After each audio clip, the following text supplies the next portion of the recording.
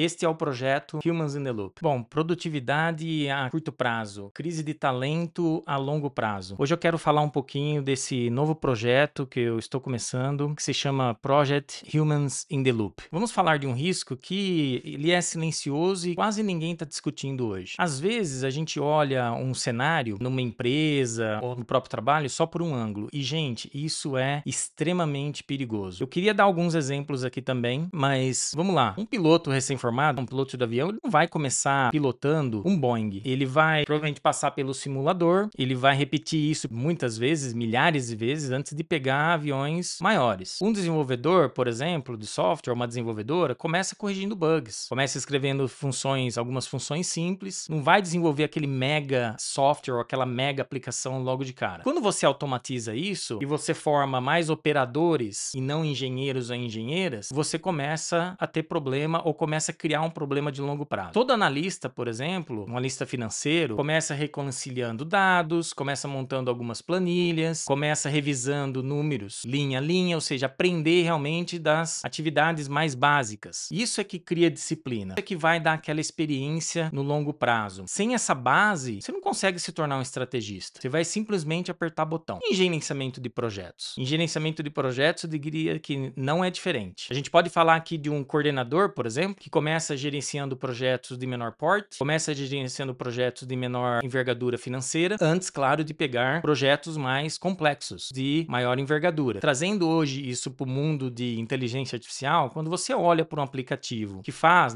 que gera atas de reuniões automáticas, e você pensa, ótimo, mais produtividade, menor custo, mais eficiência, essas pessoas vão poder fazer outros tipos de tarefas, perfeito? Tá valendo o raciocínio? Só que parece uma decisão muito clara, muito óbvia, mas não é. Qual o real impacto disso em larga escala dentro de uma organização? É claro que se a gente trouxer isso para uma empresa e tentar avaliar qual que é o retorno do investimento de automatizar geração de atas durante as reuniões, é difícil medir esse ROI. Então é muito relativa essa discussão. Mas qual realmente o impacto disso, de automatizar uma ata de reunião em larga escala numa organização? Se a gente pensar só por esse tipo de tarefa, até o retorno do investimento ele vai ser complicado de se mensurar. Mas isso tem sido feito em diferentes organizações. Até a gente entender também qual que é o impacto no longo prazo. O problema que eu quero trazer aqui para vocês nesse vídeo é que, como parece apenas uma evolução natural das ferramentas, assim como todas as ferramentas do Office evoluíram, muita gente vai adotar esses aplicativos e essas tecnologias sem avaliar muito bem o processo como um todo, sem uma visão sistêmica, sem uma visão estratégica de longo prazo. Eu quero trazer um exemplo aqui. Eu estava em um projeto de grande porte que tinha lá o seu PMO, que era bastante robusto. Nesse PMO tinha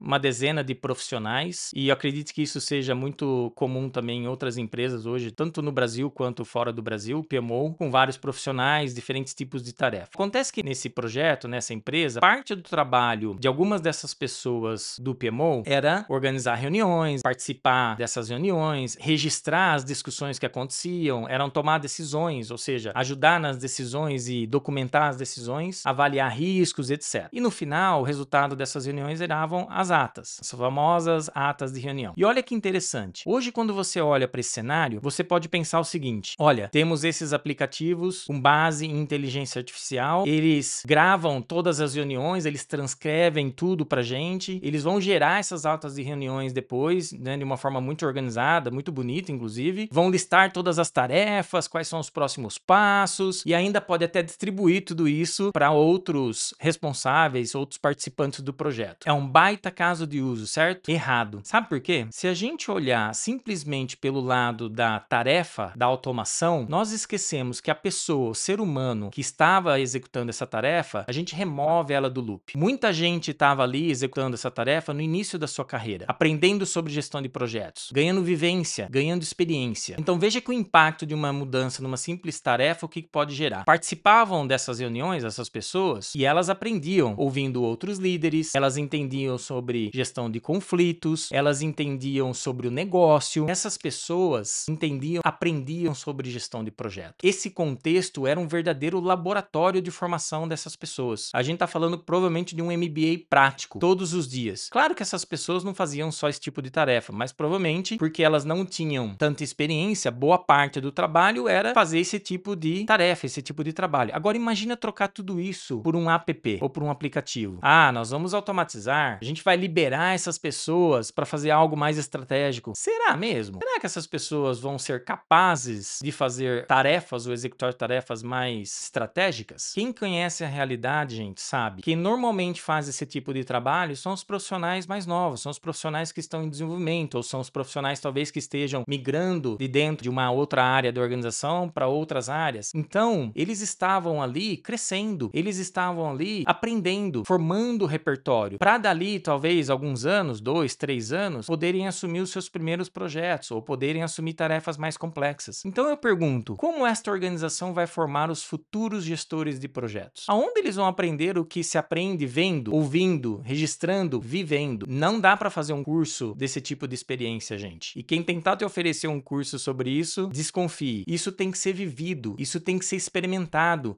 E tudo isso vai se perder. Você não vai conseguir registrar, ou a ferramenta registrar todas essas nuances da gestão de projetos, simplesmente porque você tem um aplicativo. Ou seja, o que eu quero dizer aqui para vocês é que uma simples automação de atas de reunião pode gerar um efeito colateral a longo prazo muito mais complexo, que ninguém está preparado para. Agora, deixa eu te contar por que isso me trouxe até aqui. Ao longo de quase 20 anos de carreira, eu sempre atuei nesse cruzamento entre inovação, estratégia, tecnologia, transformação de outras organizações, desenvolvimento de modelos operacionais e repensar o trabalho, repensar como as pessoas podem fazer o seu trabalho de forma melhor. E nos últimos 2 anos e meio, eu liderei pesquisas avançadas na adoção de inteligência artificial ou inteligência artificial generativa, e eu pude conversar com profissionais ao redor do mundo todo, líderes de grandes empresas e pessoas que estavam ali no front gerenciando projetos, desenvolvendo produtos, serviços. A maioria desses líderes me disseram a mesma coisa. Olha, Edivandro, a gente está vislumbrado com todo o potencial da tecnologia, mas nós temos muitas dúvidas. Nós temos preocupações reais, não sobre o potencial da tecnologia, mas sobre qual é a direção que essa tecnologia vai nos colocar em termos de desenvolvimento das pessoas, desenvolvimento das competências. Porque o que está acontecendo hoje com inteligência artificial tem proporções inéditas na história humana. Tem gente tratando a inteligência artificial quase como se fosse uma nova religião, que acredita cegamente que ela vai resolver todos os problemas das organizações, ou dos seres humanos, ou da nossa sociedade, ou seja, que é a solução para tudo. Mas eu quero perguntar aqui para vocês o seguinte: qual é o futuro que nós queremos para nós, para pessoas que estão empreendendo, trabalhando e que estão nas organizações gerando valor? Será que a nossa obsessão pela tecnologia nos faz esquecer o lado humano? O risco aqui, gente, ele é muito grande. E claro que até agora é difícil prever o que vai acontecer. É difícil a gente saber ao certo o que será do futuro do trabalho das organizações em 5, 10, 20 anos. Mas uma coisa eu tenho certeza: a tecnologia não pode ser adotada a qualquer custo. Se a inteligência artificial virar a solução para tudo, o ser humano vai virar apenas um detalhe. E foi isso que me levou a criar esse novo projeto que eu estou muito animado e motivado para desenvolver, que se chama Project Humans in the Loop, ou Projeto Humans in the Loop. Trata-se de um movimento para criar consistência, para realmente fomentar o debate com transparência, sem vieses. E claro, para a gente desenvolver e sentir responsabilidade por tudo aquilo que nós estamos esperando, criando expectativa. A gente precisa garantir que os seres humanos, os profissionais, nós, continuemos no centro dessa evolução. Precisamos pensar cada vez mais de forma crítica, não só sobre as tecnologias, mas principalmente o futuro do trabalho e o futuro das organizações. Trata-se de pensar sobre o longo prazo, do que vai ser da nossa sociedade se essas mudanças acontecerem da forma como estão sendo preconizadas. Trata-se de pensar sobre o trabalho, o futuro das organizações e o impacto que essas mudanças vão ter no nosso ambiente, que, de novo, gente, é um ecossistema, é um contexto muito interconectado. É sobre impacto que eu estou falando. É sobre o trabalho, sobre a sociedade, sobre o meio ambiente e sobre quem queremos ser nesse nosso futuro. Esse é o convite que eu deixo aqui para vocês conhecerem mais sobre o Project Humans in the Loop. Junte-se a mim, vamos construir esse futuro juntos, com tecnologia, claro, mas também com muita humanidade e com os seres humanos no centro. Este é o projeto Humans in the Loop. Nos acompanhe no LinkedIn, assine nossa newsletter que é distribuída semanalmente, acompanhe o canal do YouTube e as demais redes sociais. Um grande abraço e nos vemos nos próximos vídeos. Até mais!